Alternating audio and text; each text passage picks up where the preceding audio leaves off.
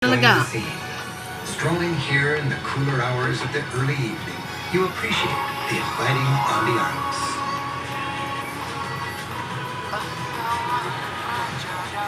This beachside cafe has a relaxed vibe, not unlike other Mediterranean towns I've enjoyed. Alexandria can feel spirited, young, and progressive. In fact, this city helped spearhead Egypt's Arab Spring Revolution back in 2011. The populace is an intriguing blend of conservative, modern, religious, and hipster. The city has a chaotic energy exceeding anything I've experienced in Europe. With the constant beeping of passing traffic, its center is a carnival of commercial life. Scenes like this are why many come to Egypt, and why many don't. This urban commotion literally sits upon lots of history. Apart from this ancient Roman theater, it's mostly destroyed in the sea or buried under today's city.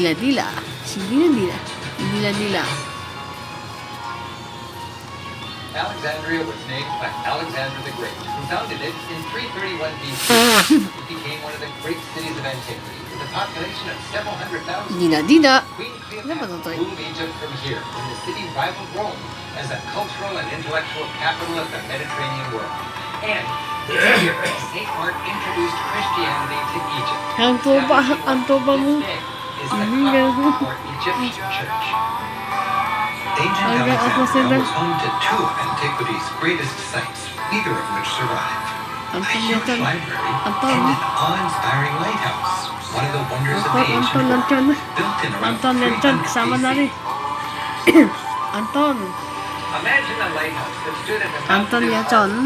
It was so tall that light from its spire could be seen from 30 miles out at sea. After guiding ships from across the Mediterranean safely into port for 15 centuries, in about the year 1300, an earthquake hit and it tumbled into the sea. Today, a 500-year-old fortress marks the spot. In fact, it's said that many of the stones from the lighthouse were dredged out of the sea to help build it. While the ancient lighthouse guided friendly ships into Alexandria, centuries later, this fort was designed to keep enemies like the Ottoman Turks out. And Alexandria was famously home to perhaps the greatest library in the ancient world. No ship was allowed to dock here without giving up its books to be copied. Tragically, about 2,000 years ago, that amazing repository of knowledge was burned and destroyed. Today, its legacy survives in the city's modern library. Built in the year 2001, walls are inscribed with characters of the world's languages through the ages. An inviting gathering point for Alexandrians, the library feels promising, perhaps offering a chance to see the next generation of this country's leaders. The interior is welcoming and airy, with space for hundreds of readers to sit in its main reading room. History has been harsh on the city. Maraming salamat ka manalig sa 55 years of truth ng Radio Redan. Then in the 19th century, when it welcomed enterprising foreigners from around the Mediterranean, Alexandria enjoyed a resurgence, becoming one of the liveliest ports on the Mediterranean. The Corniche was lined by fine Art Deco buildings from the early 20th century, and grand European-style boulevards graced the city. Today, Alexandria's century-old European grandness is fading. Caked in this generation's grime, as the city's population has exploded, it's become a thoroughly Egyptian metropolis of over 5 million. The cityscape includes a gritty yet somehow beautiful commotion of towering and densely inhabited apartment flats that face the sea, glowing with every sunset. For me, no visit to Alexandria is complete without venturing into its ramshackle market district. While you can buy just about anything in these thriving and exotic streets, there's also a strong sense of community that naturally comes with such population density. And Egyptian, cheers. I'm joined by my Egyptian friends. Akala mo magjo-Diyos ka. Galit na galit siya. In Turkey and elsewhere in the Middle East, Magjo-Diyos siya to. occasionally enjoy this traditional and very social form of smoking. Nice, huh? This is a beautiful scene. Adonis! Sino to?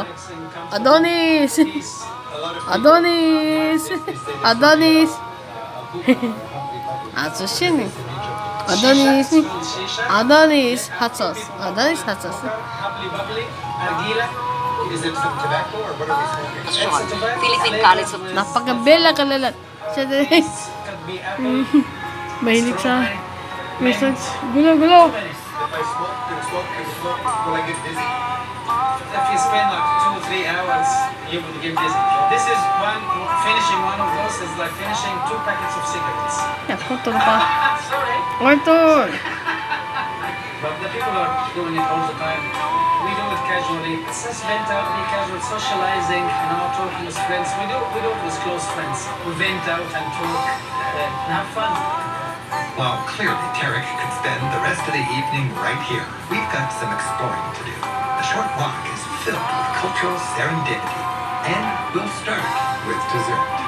It's hard to walk I by see that this in- place without enjoying at least a taste. And delicious. This is Sawaba Zainab. Zainab's Yun.